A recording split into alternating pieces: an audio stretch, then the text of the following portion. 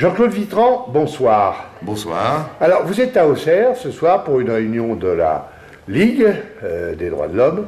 Et je voudrais vous demander tout simplement, vous n'êtes pas auxerrois? Non, pas du tout. Alors, qu'est-ce qui vous a amené dans cette belle cité de Paul Bert? Eh bien, il se trouve que je suis à la Ligue des droits de l'homme depuis de nombreuses années, que je suis responsable d'un groupe de travail qui s'occupe de la surveillance des citoyens pour simplifier liberté et nouvelles technologies, et qu'à ce titre-là, comme il va y avoir un projet de vidéosurveillance à Auxerre, on m'a demandé de venir en parler et de venir dire qu'est-ce que c'était que la vidéosurveillance, si ça servait à quelque chose, et pourquoi la Ligue des droits de l'homme y était opposée. D'accord. Alors, effectivement, c'est un débat.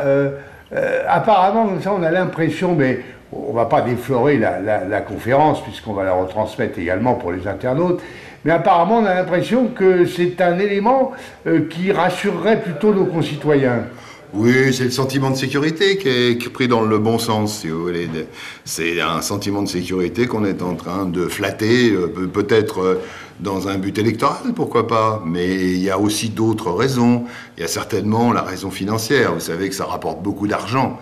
Il y a un certain nombre de personnes qui sont très intéressées, M. Boer par exemple, qui est très intéressé par le marché de la vidéosurveillance. Et puis on est en train d'inventer, bien entendu, toujours des choses beaucoup plus importantes, la reconnaissance faciale, le logiciel comportementaliste, enfin tous ces éléments qui font qu'on pourrait penser à terme que la caméra deviendrait intelligente. J'ai bien dit deviendrait intelligente. Alors, à Auxerre, vous savez qu'Auxerre, il y avait une équipe, il y a toujours d'ailleurs une équipe de football en première division, d'ailleurs qui va pas très bien. Oui, moi je ne suis pas un footeux, mais je me suis renseigné avant de venir quand même. Et alors les normes du football, quand il s'est agi de participer à des compétitions européennes ou à des grands matchs effectivement internationaux, les normes imposaient à l'intérieur, et des normes européennes imposaient à l'intérieur du stade des systèmes de vidéosurveillance en particulier pour essayer d'éliminer les hooligans et ces différents débordements.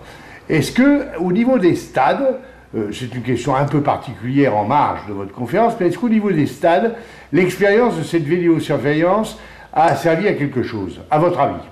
Bah écoutez, en ce qui concerne certains lieux, on va dire, plutôt que partir sur les stades seulement, certains lieux, la vidéosurveillance peut avoir une influence sur le comportement des personnes. C'est vrai.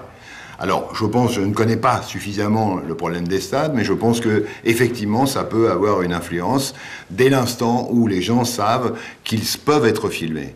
Ça peut avoir une influence, et c'est tout à fait positif, dans les lieux clos. On est bien d'accord tous autant qu'on est. Laurent Mucchielli, d'autres spécialistes sont tout à fait d'accord que la vidéosurveillance dans les lieux clos est quelque chose d'important. Le lieu clos, par exemple, un parking? Un parking souterrain. Un parking souterrain. Dans les couloirs du métro, la nuit, c'est très important, même pour des raisons de sécurité, et surtout d'ailleurs pour des raisons de sécurité. Où nous ne sommes pas d'accord avec la vidéosurveillance, et alors là, c'est de base, si vous voulez, c'est sur l'enregistrement des images. Pourquoi enregistrer les images? Pourquoi se servir de la vidéosurveillance comme on le fait aujourd'hui pour frapper les contrevenants? Pour dire aux gens qui se stationnent mal, on vous a vu, voilà. Vous voyez, donc, tous ces systèmes qui sont en train de se dévier, il y a une déviance aujourd'hui de la vidéosurveillance. Cette déviance de la vidéosurveillance est intolérable. D'autant plus que le législateur, maintenant, dans sa grande intelligence, l'appelle vidéoprotection. Or, ça ne protège personne. Un oxymore. C'est un oxymore, voilà. Oui. Alors, j'ai envie de vous dire également, mais le citoyen, quand il a un portable, quand il a un GPS sur sa voiture, quand il a tout autre moyen de localisation, il est déjà plus ou moins fiché et repéré.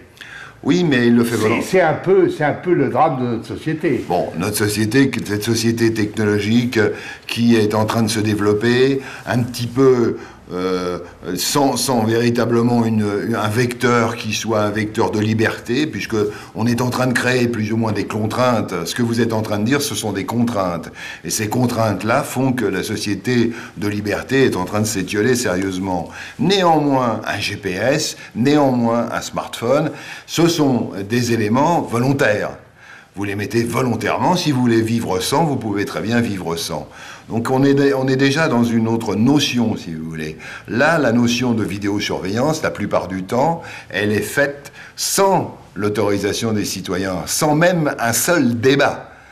Un maire décide de façon un peu autoritaire, ou un conseil municipal décide de façon un peu autoritaire qu'il va mettre des caméras de vidéosurveillance. Alors ça flatte bien entendu le sentiment de sécurité de ses concitoyens, et surtout, ça flatte le sentiment de sécurité, en général, des grandes zones commerciales. Eh bien écoutez, il nous reste maintenant à écouter votre conférence, je vous remercie. C'est moi qui vous remercie.